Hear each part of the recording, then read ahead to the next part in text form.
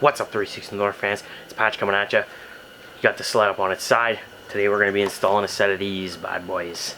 This is a set of Trail Blizzer cable ice scratchers. They're made by a Quebec company out of Quebec, Canada called Quality Pieces. If you haven't heard of these guys, they're the same guys that brought you the roller ski. If you don't know what the roller ski is, probably worth a Google. This is awesome. You can see my breath in my garage. It's a little cold. Working on heating it. Haven't finished it yet. Sled's up on its side, and I know what you're thinking. Patch, you can't put your sled on your side. You're gonna ruin it. You scratch it all up. Wrong. You're not the boss of me. I'll show you how I put it on its side. Not some sort of animal. Flips his sled over in the garage. Lets it all get scratched up. So yeah, this is a handlebar stand. You can get one from Articat. I'm sure you'll pay lots of money for it. This one's made by Extreme Max, and if you look in the comments section about the video, there'll be a link to grab one of these on Amazon. You can get it for about 60 bucks, 60, 70 bucks. I think I paid for that. As you can see, it works great. Tip the sled on its side. It'll stay like that. You can work on the track. Don't mind my dirty sled there. We had a trailer to the Sioux. It got all salty. Good times. So yeah, you tip the sled on its side. Work on the track. Remove your sliders, whatever you need to do. And you just tip it up. So as I was saying, we're going to put some ice scratchers on the high country. Took it on the trail. Trails were hard packed. Sled was starting to overheat. We were up around 170, 175 degrees. That's a little too warm for my liking, so we're going to put a set of scratchers on it, which is going to help. So why did I choose these ones? Well, they're cable scratchers. One advantage is if you accidentally forget them down, pop the sled in reverse, you're not going to break them off. While you shouldn't drive in reverse with them, you should only put them down when you need them. At least if you happen to forget, pop it in reverse. It's not like the wire ones, they're not going to break off. So when you open up the box, inside you're going to find two cable scratchers. I opted for the steel tipped ones. You can see, ooh la la, steel tipped. When these wear out, I'll replace them with the carbide ones. See how I like those, if they last any longer than the other ones. You'll get a set of instructions, a whole bunch of hardware. I've pre-assembled some of this to make the video go a little faster. The reason why I bought these particular cable ice scratchers is this little bracket right here. This is what you pay the extra for, and this makes all the difference in the world. Without this bracket, when you have this installed on your machine, even with red Loctite, this might spin around on you. And then your scratcher's not going to be touching the snow, and it's not going to be doing its job. So this little bracket has flat spots machined in the side, and there's flat spots machined in the side of the cable. And they fit together, and this can be flipped around. So depending on how your skid is shaped, you can flip this around and install it either way. This is a nice feature.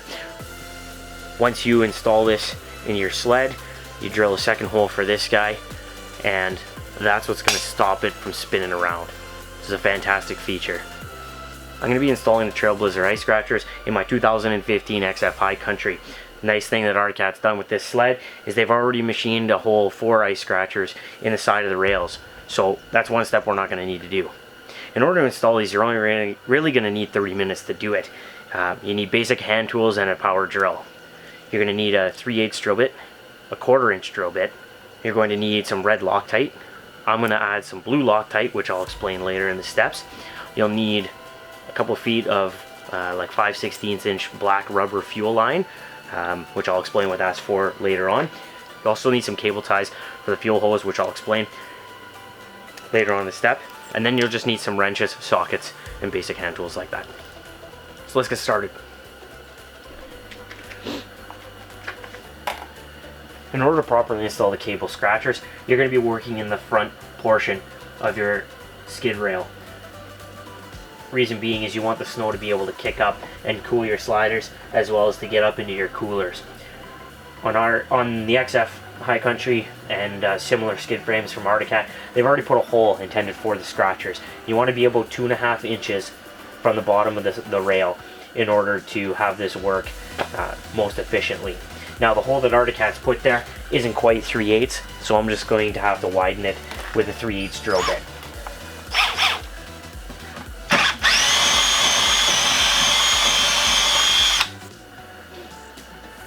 Okay, hole is drilled, we'll test fit. Perfect. Now in this step you're going to use the 3/8 bolt with a lock washer, and this step calls for thread Loctite. So we're going to put that on the threads, install your bracket, and then your cable scratcher. Make sure you line up the scratcher with the machine notches. Right, using your 9/16 socket, begin to snug this up.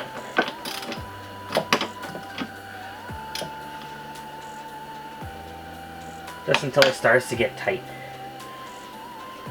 You won't be able to tighten it fully until you drill that second hole, because that bracket's just going to slide around. So you want to keep this bracket so it's about 90 degrees.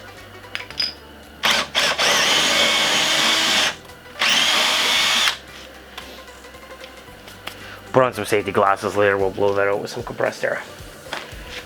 Okay, the hole is drilled. Fits nice.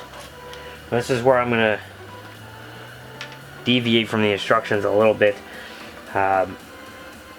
Sled's vibrated quite a bit. I put a little bit of blue Loctite on this. I feel like that's just going to help ensure that everything stays snugged up. Obviously, as part of your regular maintenance, you want to go through the skid and through the whole sled generally and make sure that everything's nice and snug before your season starts. These skid rails are quite expensive. They're just made of aluminum. If this hardware starts to loosen up, these start vibrating in there. The steel hardware very quickly hogs out the holes, and once you start having that, you're gonna have real problems with everything being snug and tight and riding good. And when that happens, you're gonna need new skid rails, and you don't want to be buying these unnecessarily if you can avoid it. Okay, we'll grab our 7/16 socket and wrench. We'll be able to snug this guy up. You'll be able to tighten that other one without it spinning. Again, if you have a torque wrench, you can use it. If you don't, not a huge deal. Just snug it up good. You want to check them periodically as part of your regular maintenance. Okay, 35 foot-pounds is all you need.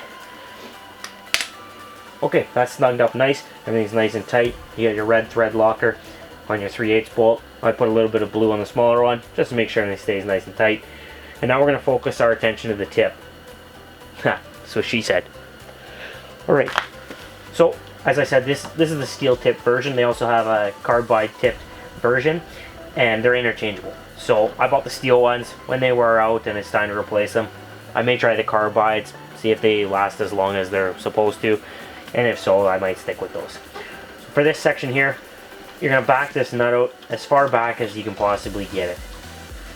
And then you're going to thread this in as much as you can, and you can see once you get here you can't really go any further, so we'll back it out a little bit so that it's angled down toward the snow, and that's basically what we're going to be looking for. Now again, the instructions don't call for Loctite in this case. However, I'm going to put a little bit of blue on it because I can, because I want to, because Trail Blizzer's not the boss of me. So we'll just dab a little bit on there. This is just the medium strength stuff. Like I said, I feel like it helps. Your mileage may vary. Maybe you don't believe in it.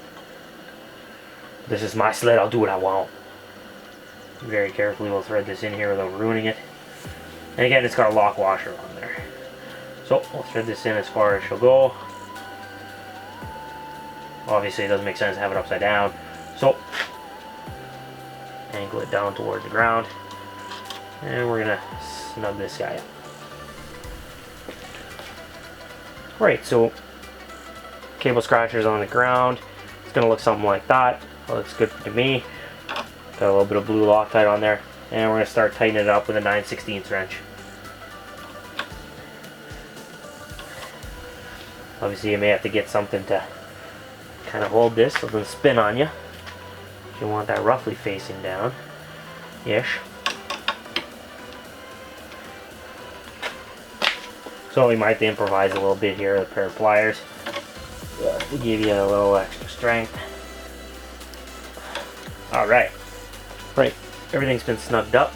You can see that kind of in this position, the tip is kind of curled forward. However, once it's on the snow and you're riding, it's going to pull back slightly like this, and it should look something like that as it's going along the snow. Or at least that's what I'm hoping. Now, what do you do with it when you're not riding? Well, the best thing to do is you can buy these little hooks that Quality Pieces sells. It basically is like an eye bolt, and you can just basically hook this into it when it's not in use. So that's one thing you can do. Another thing you can do is some of your brick and mortar stores will have basically like a little block. It'll be an aluminum block with a hole in it. You bolt it to the side, you hook the tip of this in there. That also works. Or you take a piece of rubber fuel line, basically fit that on there on either side, put some cable ties on to hold it on there, and then you're basically going to hook it in like that. Now, if you don't put the gas line in there, what's going to happen is the steel is going to be bouncing around in here, especially if you ride off trail. You know, you can see that this is going to rub back and forth. It's going to chatter around in there. It's going to take the finish off your rails. If you don't care about that, well, then feel free to not put gas line. But I do care about that, so I'm going to put some fuel line on there. It's just going to protect that from taking the finish off the aluminum rails. And it's also going to gouge the aluminum, which you may or may not want. Alright, so we got our piece of black rubber fuel line. Like I said, I use 5/16. We've taken an X-Acto knife, split that. I'm just going to wrap it around. So, and 2 cable ties are going to hold it on. There we go. So then you can hook this in there, just like that. There we go. Trail Blizzer Ice Scratchers installed. The other side's gonna be exactly the same. So when I stop shooting, I'll flip the sled onto the other side, install the other one, and we're ready to go. Alright, 360 North fans, it's really that easy. Start to finish, probably 30 minutes, and you'll be able to keep your sled cool while riding hardpack trails. If you like the videos we're putting out, share and subscribe, show them to your buddies. Don't forget to check us out on Facebook and on our website at 360north.com, where you can get your own 360 North gear. If you want to grab a set of these ice scratchers for yourself, head on over to peakboys.ca where you can grab a set. And that's it for this video, guys. We'll see you next time.